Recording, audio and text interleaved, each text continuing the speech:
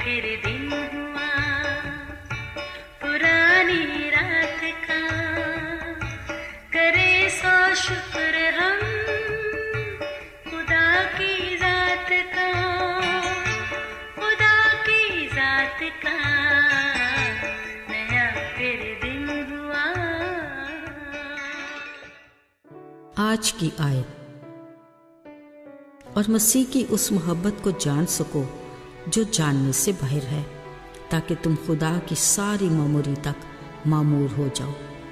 افسیوں 3 باب 19ویں آیت۔ عزیزو، ہمارا چہرہ قدرت کا تخلیق کردہ ایسا آئینہ ہے جو دل کی ہر طرح کی کیفیت کی عکاسی کرتا ہے۔ مزے کی بات، دل کے آئینے کی زبان کو سمجھنا مشکل نہیں۔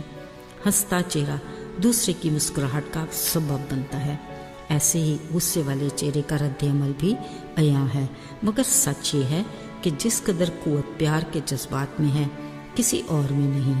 وہ کہتے ہیں نا، پیار کی ڈانٹ ڈپٹ منظور، پر غصے میں کیا بھلائی کا جادو بھی الٹا پڑ جاتا ہے۔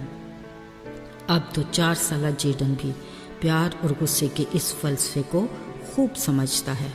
غلط کام کرنے کے بعد ماں کی ڈانٹ سننے کے ڈر سے فوراً ہی بولے گا، ماما ود لو۔ انہی الفاظ سے وہ اپنی ماں کے غصے کو کافور کرنے میں کسی حد تک کامیاب بھی ہو جاتا ہے۔ خیر، پیار محبت کے کئی اور بھی منفی اور مثبت پہلو ہیں، مگر اس میں کوئی دو رائے نہیں کہ اصل پیار کی قوت خدا کے پیار میں ہے، جو ہر چیز کو یکسر تبدیل کر سکتا ہے۔ یاد رہے، خدا کا پیار اس کے لوگوں کے لیے خاص اہمیت رکھتا ہے، جو زندگیوں میں ایسی خوشگوار تبدیلی لاتا ہے جو ناقابل یقین ہے۔ جب خدا نے ساؤل پر اپنا محبت بھرا چہرہ جلوہ گر کیا تو وہ زمین پر گر پڑا۔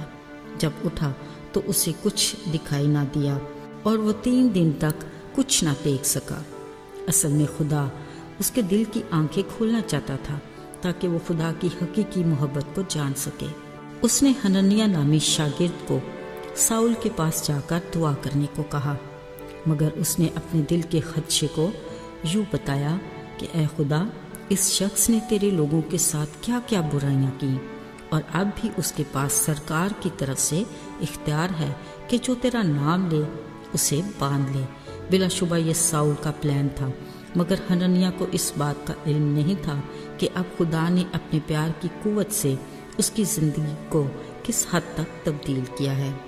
عزیزو، کلام میں لکھا ہے، جب حنانیہ نے خدا کے حکم سے ساؤل پر ہاتھ رکھ کر دعا کی تو وہ بینا ہو گیا، اور پھر اٹھ کر بپتسمہ لیا اور روح القدس سے بھر گیا، پھر کچھ کھا کر طاقت پائی۔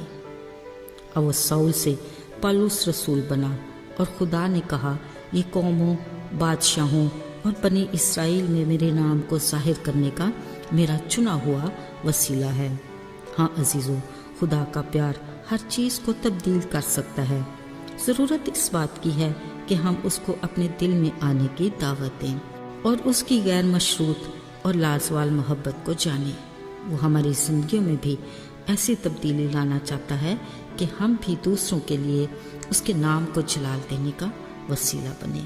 وہ ہمارے دل کے دروازہ پر کھڑا دستک دیتا ہے اور منتظر ہے کہ ہم اس کو اپنے دل کے اندر آنے کی دعوت دیں۔ ذرا سوچئے، اس عظیم ہستی کی رفاقت ہمارے لیے کتنا بڑا اعزاز ہے۔ وہ چاہتا ہے کہ ہم اس سے باتیں کریں اور اس کی رفاقت میں وقت گزاریں۔ بھروسہ کیجئے، وہ ہر مشکل گھڑی میں ہمارے ساتھ ہے۔ وہ ہمیں صبر اور برداشت سکھاتا ہے۔ وہ ہمارے دل کی آنکھوں کو کھولنا چاہتا ہے تاکہ ہم اس کی ازلی محبت سے آشنا ہو جائیں، کیونکہ یہی محبت اس کی صفات کی ابتدا ہے، جس کے باعث اس نے ہم گناہگار انسان کے واسطے اپنے اکلوتے بیٹے یسوع کو قربان کر دیا، یوں ہمارے گناہوں کا کفارہ دے کر اپنے سے ملا کر کے ہمیں ہمیشہ کی زندگی کا وارث بنایا۔ عزیزو، آج بھی ہمارا وہی حال ہے۔ ہم انسان اپنی انا اور خود غرضی کے باعث محض اپنی ذات سے جڑی چیزوں کو ہی اپنی زندگی کا نصب العین بناتے ہیں، جس میں ہمارا نفع کم اور نقصان زیادہ ہوتا ہے، مگر خدا ہمارے دل کی کیفیت کو بخوبی جانتا ہے، اس لیے وہ اپنے پیار کی بدولت ہماری زندگی میں تبدیلی لاتا ہے تاکہ ہم خطروں سے بچ کر اس کی مرضی کے تابع ہو جائیں، تاکہ اس میں محفوظ رہیں۔ آئیے دعا کریں۔ اے آسمانی باپ خدا ہمیں اپنی محبت میں آگے بڑھنے کی توفیق دے، تاکہ ہم تیری نجات کی خوشخبری میں دوسروں کو شامل کر کے ان کی زندگیوں میں تبدیلی کا وسیلہ بنیں۔ ہمیں ان کے لیے برکت اور خوشی کا باعث بنا، یسوع کے نام میں آمین۔